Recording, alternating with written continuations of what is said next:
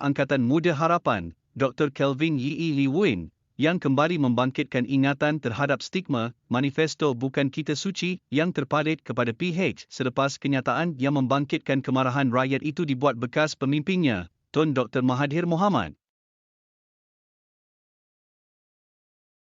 Dr. Mahathir yang ketika itu Perdana Menteri mengetuai pentadbiran PH selama 22 bulan selepas PRU 14, mengingatkan bahawa manifesto PH bukan kitab suci. Pada pelancaran tawaran Anak Muda Harapan hari ini, Kelvin yang juga Ketua Pemuda Sosialis DAP, DEPSI, menegaskan manifesto adalah janji yang akan ditunaikan PH sekiranya diberi mandat mentadbir negara selepas 19 November ini.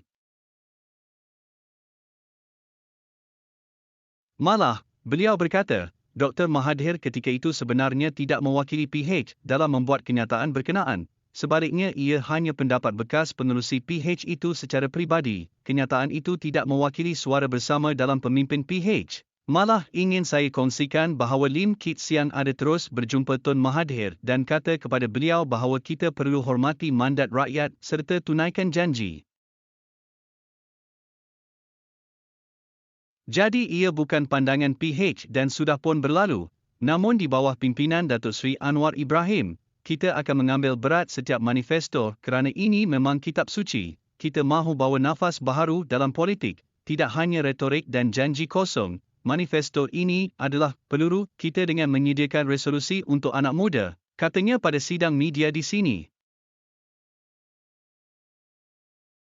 Yang turut hadir, Ketua Angkatan Muda Keadilan, Adam Adli dan Ketua Angkatan Muda Harapan Pahang, Yang Syafura Othman, Dr. Mahathir selepas 2 bulan mentadbir negara melalui gagasan PH 4 tahun lalu, mengingatkan bahawa manifesto PH bukan kitab suci yang wajib dipatuhi dalam pelantikan yang dipertua Dewan Rakyat ketika itu.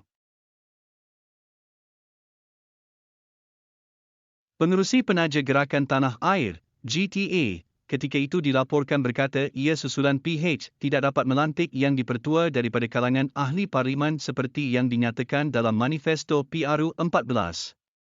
Manifesto Anak Muda Harapan pada PRU 15 yang menggariskan 5 tawaran utama turut mengulangi janji lama pada PRU 14 yang tidak dapat ditunaikan, antaranya perkara berkaitan Perbadanan Tabung Pendidikan Tinggi Nasional, PTPTN, dan pemansuhan Akta Universiti dan Kolej Universiti, AUKU.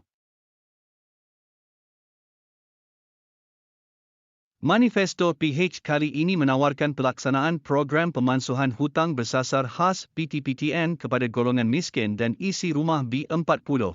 Jadual pembayaran semula PTPTN pula akan dilaksana berasaskan gaji bagi graduan baharu bermula RM4,000 dengan peratusan meningkat mengikut gaji. Bagi AUKU pula, akta itu akan dimansuhkan bagi memberikan autonomi kepada pentadbiran universiti dan institut pengajian tinggi dengan pemegang taruh dalam hal tadbir urus akan dikembalikan semula kepada pelajar, pensyarah serta alumni. Selain itu, manifesto kali ini turut menambah baik tawaran pada PRU 14, iaitu meluaskan program MySialam kepada program M40 dan program Outreach Scheme Peduli Kesihatan untuk kumpulan B40, PKB40.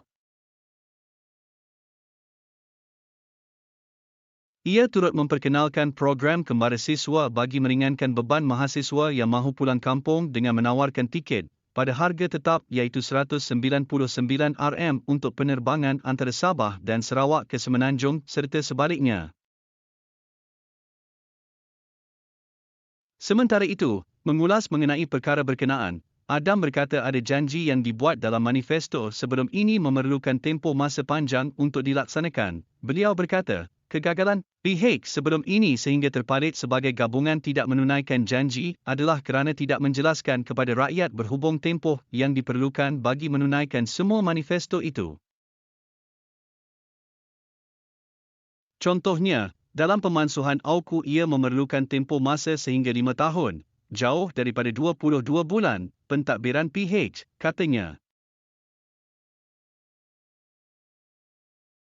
Sekian berita panas dari Berita Panas Kanel. Jumpa lagi dalam berita panas yang lain.